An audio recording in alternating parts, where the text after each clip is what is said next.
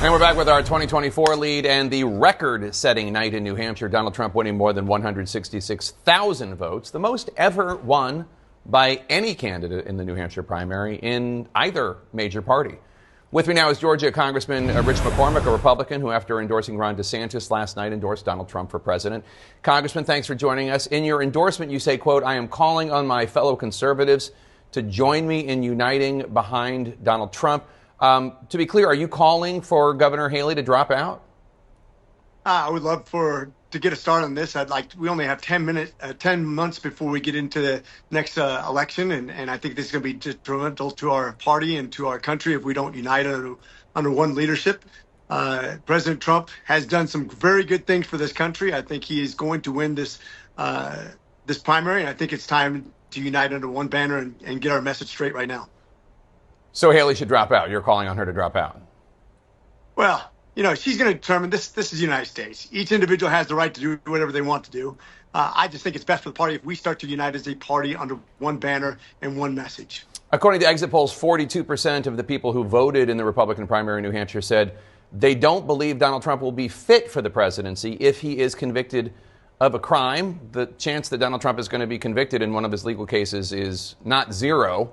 Are you worried about backing the wrong horse right now? What if he gets convicted and then you have a difficult time winning all these Republicans who are telling you in this exit poll, if he gets convicted, he's not fit?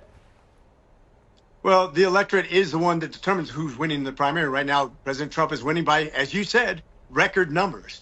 If you look at what we're dealing with right now on the border, on crime, on debt, on the size of government, on energy, on education, I think the conservative movement is picking up steam in very real ways. I think that's what we're fighting over, the heart and souls and the minds of the people. And I think the people understand what's at stake right now. And I think that's why President Trump can lead us to a victory. Let's just take one of the issues you just raised, debt. Donald Trump, during his presidency, the national debt went up $8 trillion. What makes you think he would do anything about debt? Well, I think we look at different parties and what we stand for. I think the conservative movement is about controlling debt. You're right. We did a horrible job. I hold our party accountable. When we had control of the Senate, the House, and the presidency, we didn't do a good job of that. That was my biggest concern and criticism of that administration. I addressed this. That's why I backed DeSantis at first. I thought he took the debt the most seriously.